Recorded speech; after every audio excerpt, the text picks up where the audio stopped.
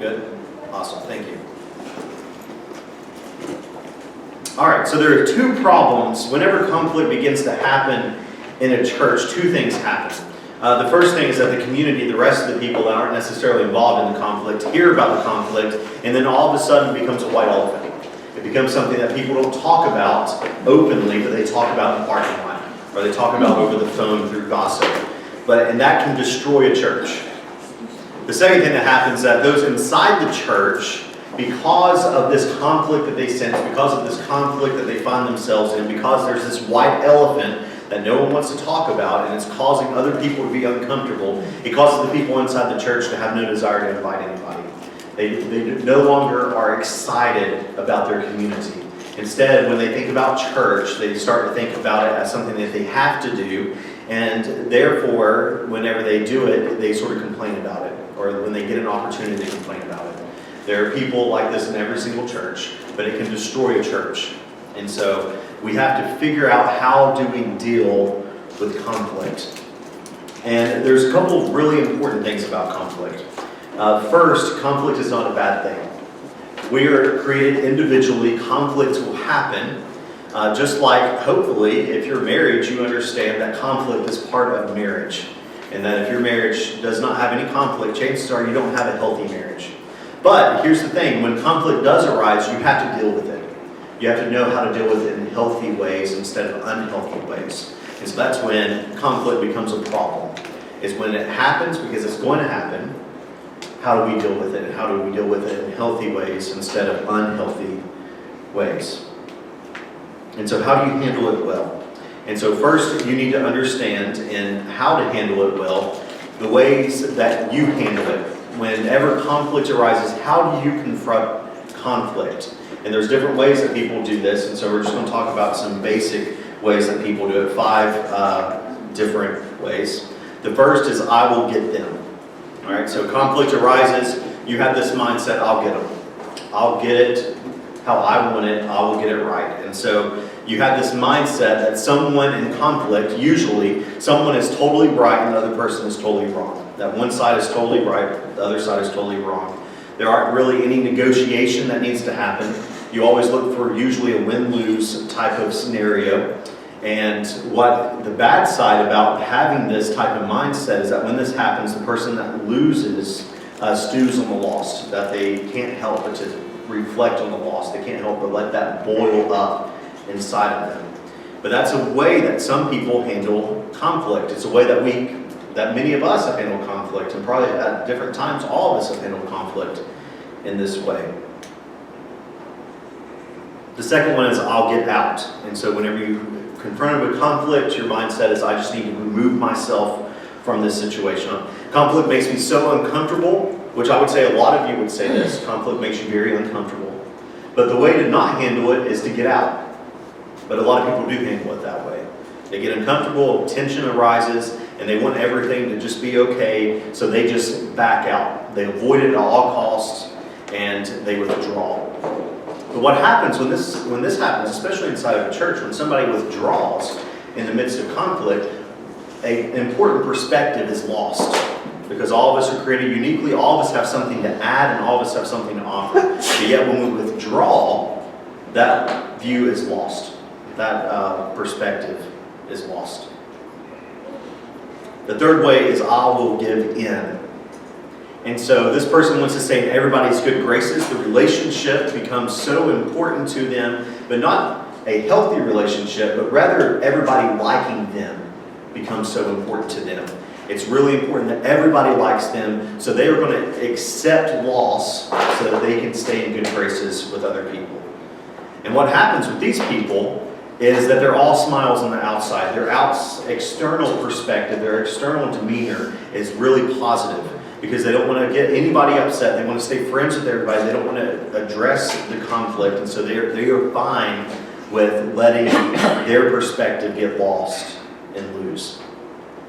And what ends up happening with people that are like this, that are always giving in, the other people around them end up losing respect for them. And before long, those people lose their voice in the community totally. And so that's why it's really important that we talk about as Christians having principles and wanting to stand on those principles no matter what. Because when you stand on principles, that gives you a voice. And so when you don't stand on anything, when you give in to everything, you lose your voice due to a lack of respect. The fourth way is I'll meet you halfway. That this idea that compromise is always the best way to go. That this person believes that I definitely have some truth in my view. The other view definitely has some truth in that view. And so they're always wanting to compromise. There's a lot of times that this is the right approach to take. But there are some times that this is the wrong approach to take. And because what ends up happening is that in compromise, if that's all that happens, the whole truth can be lost. Remember we talked about at the very first meeting that the way the church should be run, it should not be a monarchy. It shouldn't just be led by a pastor or some person that's on high. But yet it shouldn't be a democracy either. Because in democracies, we can lose the truth pieces. But that it should be a theocracy, that we should be following God in everything. And so, when you think about those four, really, none of them are the best approach. Rather, I propose that there's a fifth way, especially in church conflict, that becomes really important for us to have this mindset of how we confront conflict. And it's to care enough to confront. That the mindset is that you care about the person, you care about the situation, you care about the ministry. You care about it so much that you're willing to go through the conflict, that you're willing to go through confronting the conflict. And so we must genuinely care for the person and care for the ministry. And if we don't care for both, if we don't care for the person and we don't care for the ministry, we should remove ourselves from the situation. And so in churches, in this very church, we have this bunch. We have a lot of people that care deeply about the ministry of the church. They care really deeply about the ministry of the church, but they don't necessarily care about the person that they direct their conflict toward. And so it causes them to care about it, but then not care about the person. That's an awful way to handle conflict. And so how do we handle conflict and deal with conflict in a healthy way? How do we deal with it in such a way that we can care for the person, but we can also care for the ministry? And so that's the way that I would invite you to do that. And there's 4 different steps that I think can help us with this. The first one is check your motive. So you can start by asking yourself, why do I need to confront? If there's conflict and you're thinking about having the confrontation, why do I need to confront? Ask yourself the question, is it possible that I'm wrong? That's a hard question to ask, isn't it? And in the midst of you getting ready to get in an argument, how often do we stop and ask ourselves, is it possible that I'm wrong? Because many times we have unhealthy reasons for having tension with somebody. And so just asking these 2 questions can really help us approach the situation in a smart way. It can help us have the right attitude when we approach the situation. In Corinth, Paul had to deal with a lot of issues. Right? We have 2 letters in the Bible written to the Corinthians, 1st and 2nd Corinthians. There's actually 4 letters written to the Corinthians. And Paul had to deal with a lot of crap concerning the Corinthians. But Paul checked his motive in writing each of these. And in 2 Corinthians chapter 12, he says this, everything we do, dear friends, is for your benefit. And so what does it look like when you have conflict and everything that you do is for that person's benefit? So think about it with your own children. This is how you handle conflict with your children. Whenever your children does something wrong, hopefully this is how you handle conflict with your children, is that the way that you punish them, the way that you confront the conflict is in a way that will benefit them. And so how often do you do that with coworkers? How often do you do that with friends? How often do you do that with other people at church or in the ministry that you serve? That you do it in such a way that it's going to benefit them in the long run. So ask yourself, before stirring up tension, before stirring up more conflict with someone, ask yourself, what is my motive? Is it for their benefit that I'm going to have this conversation? Or is it just that I need to have it my way? So check your motive, and that will help. The second one is plan your presentation. Paul is dealing with this Corinthians. He thought before he confronted the church. He thought through what he was going to say. He thought through the argument that he was going to make. And in 2 Corinthians chapter 2, he writes this, I wrote you out of great distress and anguish of heart and with many tears, not to grieve you, but to let you know the depth of my love for you. So we've got to be people that think before we speak. And the way that we address situations, especially in conflict, especially in dealing with people that are other volunteers, is we have to think of pleasant ways to address the situation. We have to think of addressing it in the right way at the right time. And so a great equation is truth plus tact plus timing equals transformation.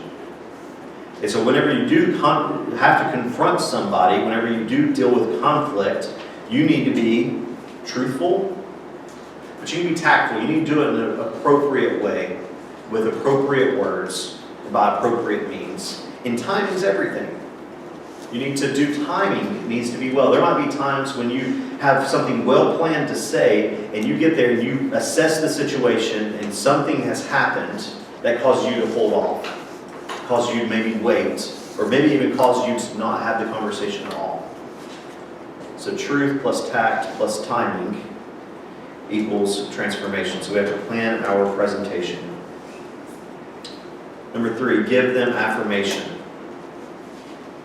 When there is tension, it is important to start with all that we have in unity with one another, instead of just focusing on the difference. There's a funny example of a conversation that I read. And the author says this, once I saw this guy on a bridge about to jump. I said, don't do it. He said, nobody loves me. I said, God loves you. Do you believe in God? He said, yes. And I said, me too. Are you a Christian or a Jew? He said, a Christian. And I said, me too. Are you a Protestant or a Catholic? And he said, Protestant. And I said, me too. What tradition are you? And he said, Baptist. And I said, me too. And then I asked him, Northern Baptist or Southern Baptist? He said, Southern Baptist. I said, me too. Southern Conservative Baptist or Southern American Baptist? He said, Southern Conservative Baptist. I said, me too.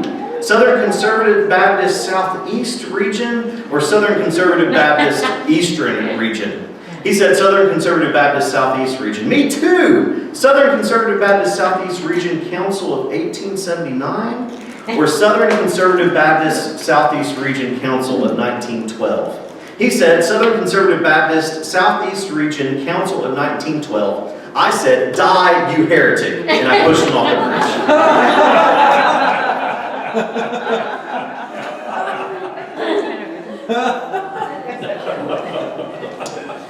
Now that's a funny example, that's exaggerated, but how true is it?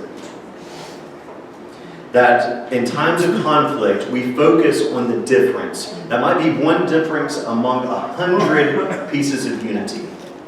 But yet we focus on the one difference and make it bigger than what it is. That happens all over the place.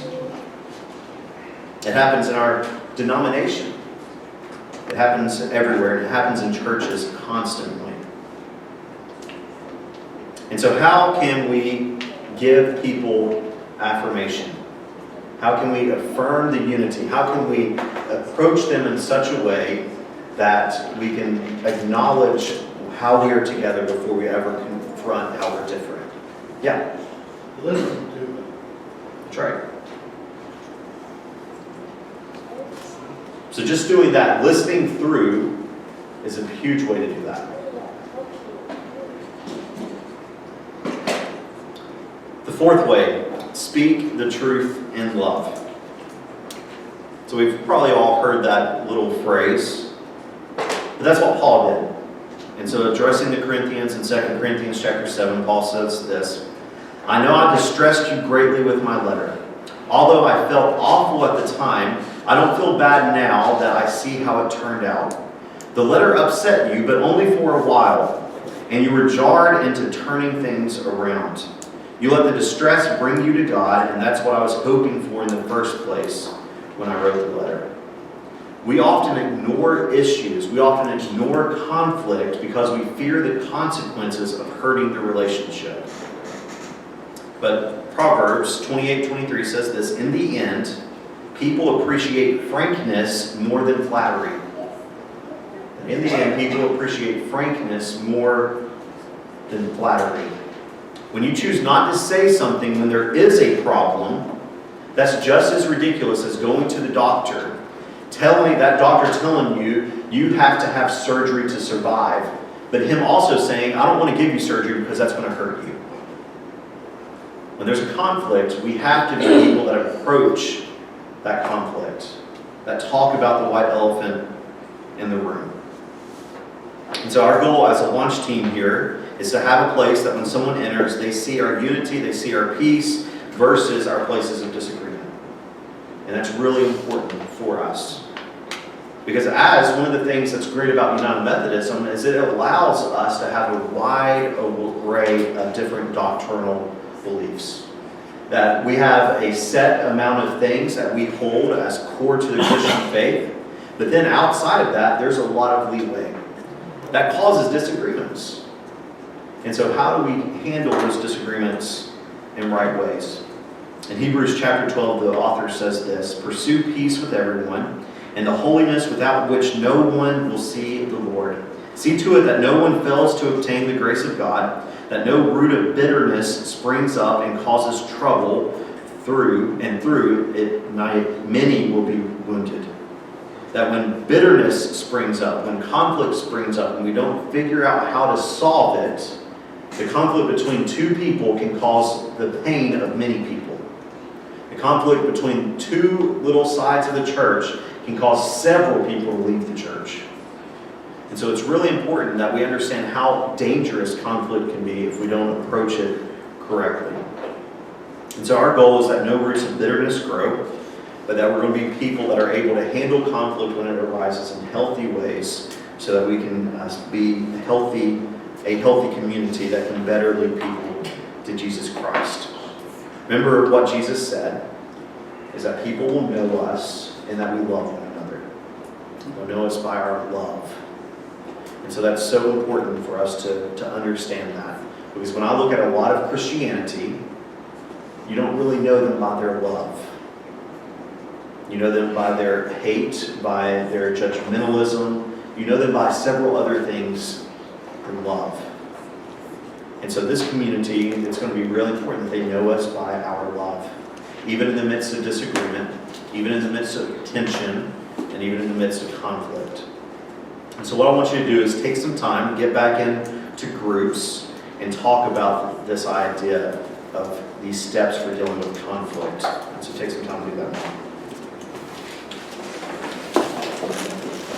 Well,